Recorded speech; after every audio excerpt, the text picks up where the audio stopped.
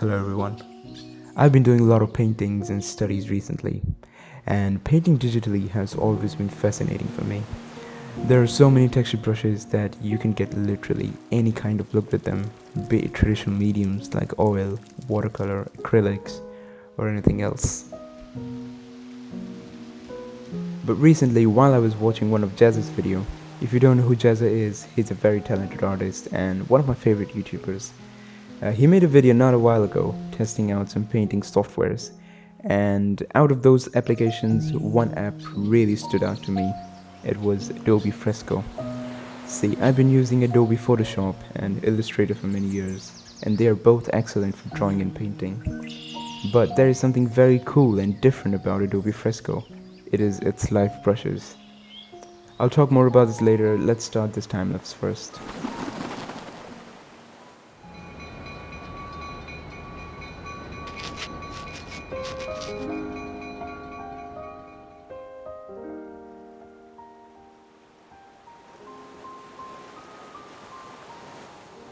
Okay, so let me tell you more about live brushes and what they are.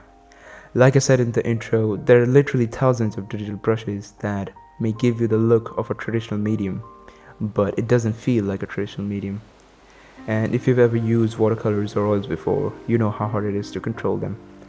I myself have been dabbling with watercolors for the past month, and it's been fun learning it, but also very challenging. But I like it.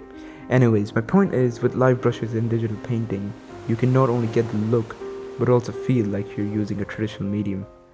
Does that make sense? Let me show you what I mean. Alright, these are the watercolor or gouache brushes you get in Fresco. You can control the amount of water, pigment, whether the layer is dry or not, and it behaves very similar to traditional water mediums. If you want to reactivate the colors, just use some water and it will do the job.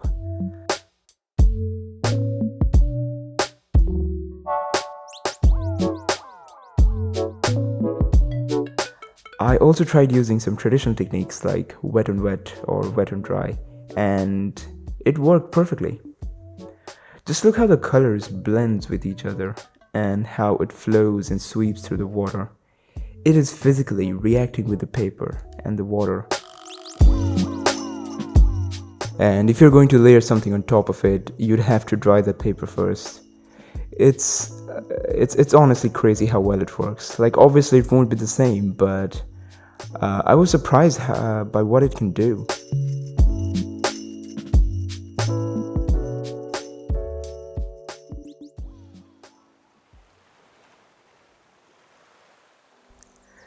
So this is a small painting I did, testing out Fresco for the first time.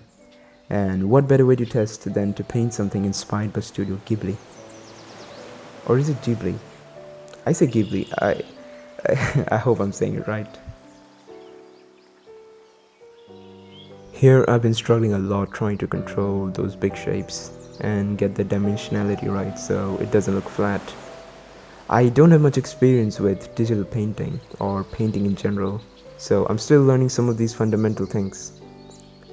Also, I've never painted a tree in such a detail before, so you'll see me struggling and going back to the tree a lot in this. I I wish I didn't choose such a weird looking tree. Or maybe it's good. You learn when you push yourself to do something challenging, right?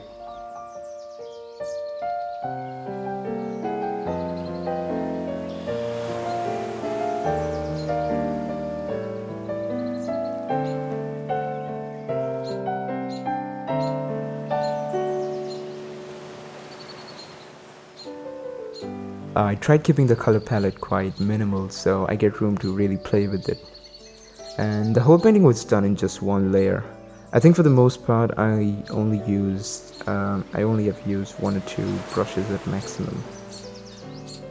Also, I guess it's more of a gouache rather than watercolor because you will see me layering light colors and dark, which won't be possible in watercolors.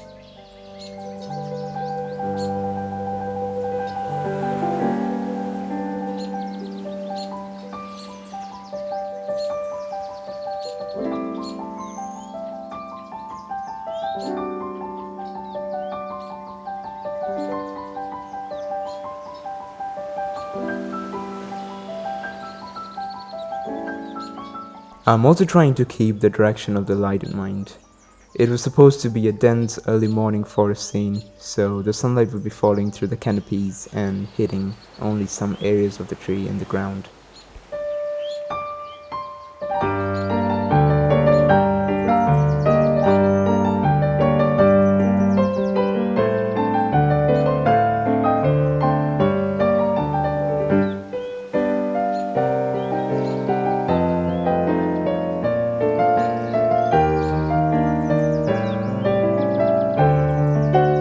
Anyways, there isn't much to talk about this painting, it's quite simple. I will let the time-lapse play now.